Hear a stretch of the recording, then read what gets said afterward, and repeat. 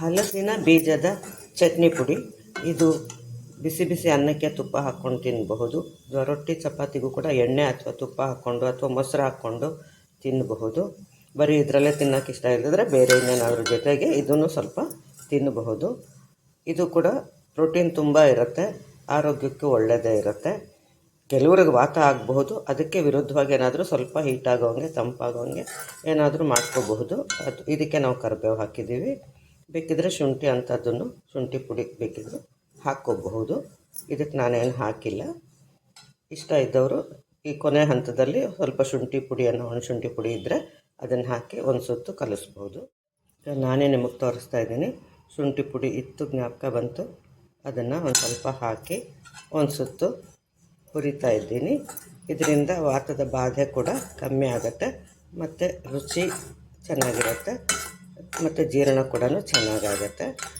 ನೀವು ಇದನ್ನು ಖಂಡಿತ ಟ್ರೈ ಮಾಡಬಹುದು. ಸುಮಾರು ಒಂದು ಕಪ್ಪಷ್ಟು ಹಲಸಿನ ಬೀಜನ ನೀರು ಹಾಕಿ ಅದಕ್ಕೆ ಹೆಚ್ಚು ಕಮ್ಮಿ ಅನ್ನ ಬೇಯಿಸುವಷ್ಟು ಹೊತ್ತು, ಅಂದರೆ ಇದು ಚೆನ್ನಾಗಿ ಮೆತ್ತಗಾಗುವಷ್ಟು ಬೇಯಿಸ್ಕೊಳ್ಳೋಣ. ಇವಾಗ ನೋಡಿ ಮೆತ್ತಗೆ ಬೆಂದಿದೆ. ಇದನ್ನು ಮೇಲ್ಗಡೆ ಬಿಳಿ ಸಿಪ್ಪೆ ಮಾತ್ರ ಎಲ್ಲದಕ್ಕೂ ತೆಗೆದಿಡೋಣ. ಕೆಂಪದಿದ್ದರೆ ತೊಂದರೆ ಇಲ್ಲ. ಅಕಸ್ಮಾತ್ ಬಂದುಬಿಟ್ರೂ ಏನು ಪರವಾಗಿಲ್ಲ, ಇದ್ದರೂ ಸರಿ ಇಲ್ಲದೇ ಇದ್ದರೂ ಸರಿ. ಇದನ್ನು ಸುಲಿದಿಟ್ಕೊಳ್ಳೋಣ. ಇವಾಗ 4-5 ಮೆಣಸಿನ್ಕಾಯಿ ಇಟ್ಕೊಂಡು ಗರಿ ಮಾಡ್ಕೊಂಡಿದ್ದೀನಿ. ಮತ್ತು ಉಪ್ಪು, ಹುಣಸೆಹಣ್ಣು, ಕೊಬ್ಬರಿ ಎಲ್ಲ ಮಿಕ್ಸಿಗೆ ಹಾಕ್ಕೊಳ್ತೀನಿ. ಸ್ವಲ್ಪ ಕರಿಬೇವನ್ನು ಹಸಿದಾಗಿರೋದ್ರಿಂದ ಸ್ವಲ್ಪ ಬಾಡಿಸೋಕ್ಕೆ ಬಿಸಿ ಬಾಣಲೆಗೆ ಹಾಕಿಟ್ಟಿದ್ದೀನಿ, ಗರಿ ಸ್ವಲ್ಪ ಆಗಲಿ ಅಂತ. ಸ್ವಲ್ಪ ಪುಡಿ ಬೆಲ್ಲ ಹಾಕ್ಕೊಂಡಿದ್ದೀನಿ, ಬೇಕಿದ್ದವರು ಹಾಕ್ಕೋಬೋದು. ಈಗ ಸ್ವಲ್ಪ ಬಾಡಿರೋ ಕರಿಬೇವನ್ನು ಹಾಕಿ ಒಂದ್ಸಲಿ ಮತ್ತೆ ಪುಡಿ ಮಾಡ್ಕೊಳ್ಳೋಣ. ಇವಾಗ ನೋಡಿ ಇಷ್ಟು ನುಣ್ಣಗಾಗಿದೆ. ಇನ್ನೂ ಬೇಕಾದ್ರೆ ಪುಡಿ ಮಾಡ್ಕೋಬಹುದು. ಈಗ ಇದಕ್ಕೆ ನಾವು ಬೇಯಿಸಿ ಇಟ್ಕೊಂಡಿದ್ವಲ್ಲ ಹಲಸಿನ ಬೀಜನ ಸಿಪ್ಪೆ ತೆಗೆದು, ಸ್ವಲ್ಪ ಹಸಿ ಅರಿಶಿನ ಇತ್ತು, ಹಸಿ ಅರಿಶಿನ ಇದ್ದಾಗ ಅದನ್ನೇ ಉಪಯೋಗಿಸಿ. ಒಂದ್ಸಲಿ ಕೊಂಡ್ಕೊಂಡ್ರೆ ನಾವು ಸಂಕ್ರಾಂತಿ ಟೈಮಲ್ಲೇ ಇದು ಸಿಗೋದು. ಇದು ಸ್ವಲ್ಪ ಹಾಕ್ಕೊಂಡು ಮಾಡ್ಕೊಳ್ತೀನಿ, ಒಂದೇ ಸಲ ಜಾಸ್ತಿ ಆಗುತ್ತೆ ಅಂತ. ಒಂದು ಅರಳಿ ಎಲೆ ಇತ್ತು, ಹಾಕ್ಕೊಂಡಿದ್ದೀನಿ. ಒಂದು 6 ತಿಂಗಳಾದರೂ ಇರುತ್ತೆ, ವರ್ಷ ಕೂಡ ಇರುತ್ತೆ ಅಂತಾರೆ. ಫ್ರಿಜ್ಜಲ್ಲಿ ಹಸಿ ಅರಿಶಿನ ಇಟ್ಕೊಂಡು ನಾವು ಸಾರಿಗೆ ರುಬ್ಬೋವಾಗೆಲ್ಲ ಹಾಕ್ಕೋಬಹುದು. ಚಿತ್ರಾನ್ನಕ್ಕೆ ಏನಾದರೂ ರುಬ್ಬಿ ಹಾಕುವಂಥದ್ದಿದ್ದರೆ ಅದಕ್ಕೂ ಹಾಕ್ಕೋಬಹುದು. ನಾವು ಹಸಿ ಅರಿಶಿನ ಬಳಸೋದು ಒಳ್ಳೆಯದು. ಒಣಗಿದ್ದು ಕೊಂಬು ಕೂಡ ಒಳ್ಳೆಯದೇ, ಆದರೆ ಅರಿಶಿನದ ಪುಡಿನಲ್ಲಿ ಕೆಲವು ಅಂಶ ತೆಗೆದಿರ್ತಾರೆ ಅಂತ ಹೇಳ್ತಿರ್ತಾರೆ. ಆದ್ದರಿಂದ ಸಿಕ್ಕಾಗ ಹಸಿ ಅರಿಶಿನ ಇದ್ದರೆ ಉಪಯೋಗಿಸಿ. ಪುಡಿ ಆಗಿದೆ, ಇದನ್ನು ಕೂಡ ಇದರಲ್ಲೇ ಹಾಕಿ ಒಂದು ಸ್ವಲ್ಪ ಮಾಡ್ಕೊಳ್ತೀನಿ.